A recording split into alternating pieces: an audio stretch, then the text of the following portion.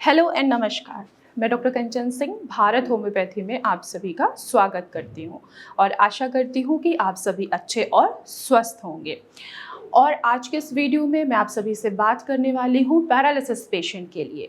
Paralysis patient ऐसा कौन सा योगासन या एक्सरसाइज अपनाएं जिससे उनके ब्लड की इम्प्रूवमेंट हो, ब्लड की सर्कुलेशन जो है वो इम्प्रूव हो, साथ ही साथ जो उनके मांसपेशियों में अकड़न आया हुआ है, टाइटनेस आया हुआ है, हार्डनेस आया हुआ है, वो भी धीरे धीरे कम होता रहे।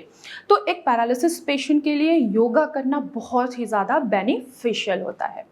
अगर आप योगा करते हैं तो इससे आपका जो ब्लड का सर्कुलेशन है वो इम्प्रूव हो जाएगा, वो बढ़ जाएगा। साथ ही साथ आपके हाथों में, पैरों में, आपकी मांसपेशियों में जो बहुत ज़्यादा अकड़न आया हुआ है वो आपका कम होता हुआ दिखाई देगा। साथ ही साथ मोबिलिटी भी आपकी इन्हेंस होगी।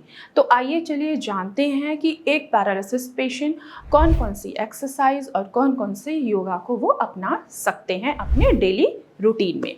तो फर्स्ट ऑफ ऑल आपको एक्सरसाइज कौन सी करनी है? Breathing exercise. ब्रीदिंग एक्सरसाइज में भी आपको दो एक्सरसाइज करना है। पहला है अनुलोम विलोम। अगर आप अनुलोम विलोम करते हैं तो इससे आपके ब्रेन और नर्व में क्या होगी, अच्छे तरीके से ब्लड की सप्लाई भी होगी और ऑक्सीजन की भी सप्लाई होगी, जिसकी वजह से जो न्यूरोप्लास्टिसिटी है वो इन्हेंस होगा और आप में काफ़ी हद तक सुधार आना स्टार्ट हो जाएगा। दूसरा, आपको ब्रीदिंग एक्सरसाइज में बी ब्रीदिंग करनी है। बी ब्रीदिंग में क्या होगा कि जो आपका मेंटल स्ट्रेस है वो काफ़ी हद तक कम होता चला जाएगा। देखिए क्या होता है कि जो कोई भी पैरालिसिस का पेशेंट होता है वो पहले बहुत अच्छे तरीके से काम करता था जब उसकी बॉडी पैरालाइज नहीं होती थी। जब उसकी बॉडी पैरालाइज हो जाती है, चाहे वो राइट साइड की हम बात करें चाहे हम लेफ़्ट साइड की बात करें, अब उसके लेफ़्ट साइड में या राइट साइड में कोई भी मूवमेंट नहीं है तो पेशेंट बहुत ज़्यादा फ्रस्ट्रेटेड हो जाते हैं, बहुत ज़्यादा इरिटेट हो जाते हैं और वो इतना ज़्यादा स्ट्रेस लेने लगते हैं कि ऑटोमेटिक उनकी प्रॉब्लम कम होने के बजाय और भी ज़्यादा बढ़ने लगती है।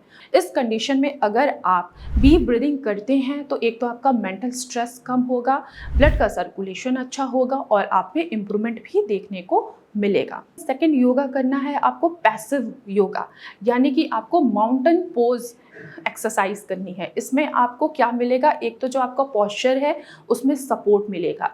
दूसरा, आपके जो बैकबोन में प्रॉब्लम आ रही है, आपके बैक मसल्स में स्टिफनेस आ रही है, आपको बैठा नहीं जा रहा है, तो ये आपके बैठने की पोजीशन को इम्प्रूव करेगा। क्योंकि देखा गया है कि जितने भी पैरालिसिस के पेशेंट होते हैं जब उनका लोअर लिम्ब पैरालाइज हो जाता है तो उनको उठने और बैठने में काफ़ी तकलीफ होती है। अगर आप माउंटेन पोज करते हैं तो इससे आपका पोस्चर सही होगा, ब्लड का सर्कुलेशन अच्छा होगा, न्यूरोप्लास्टिसिटी आपकी इन्हेंस होगी और आप में इम्प्रूवमेंट देखने को मिलेगा। इसके अलावा आप कोबरा पोज भी अपना सकते हैं। ये आपके बैक स्पाइन को मोबिलिटी देगा, इन्हेंस करेगा, पावर लाएगा, तो आपको बैठने में और चलने में काफ़ी आराम महसूस होगा और साथ ही साथ आपको इम्प्रूवमेंट भी देखने को मिलेगा। थर्ड योगा है चेयर योगा। चेयर योगा में आपको एक चेयर लेना है, उस पर आराम से बैठना है और अपने गर्दन की मूवमेंट करनी है, जैसे जैसे मैं कर रही हूँ, बिल्कुल धीरे धीरे। इससे क्या होगा कि आपकी ये जो मसल्स हैं इनमें जितनी भी स्टिफनेस आई है ये क्या होंगे, धीरे धीरे नॉर्मल होंगे और जो हमारे न्यूरोप्लास्टिसिटी है वो इन्हेंस होगी और आपके गर्दन में जो मूवमेंट नहीं हो रहा था, आपके बैक में जो मूवमेंट नहीं हो रहा था, जो आपकी गर्दन पूरी अकड़ी हुई है, उनमें काफ़ी हद तक सुधार आएगा। साथ ही साथ आप चेयर पे बैठकर शोल्डर मूवमेंट भी कर सकते हैं। अक्सर देखा गया है कि जो भी पैरालिसिस के पेशेंट होते हैं अगर उनकी राइट साइड पैरालाइज हो गई है तो शोल्डर उनका बिल्कुल भी मूवमेंट नहीं करता है।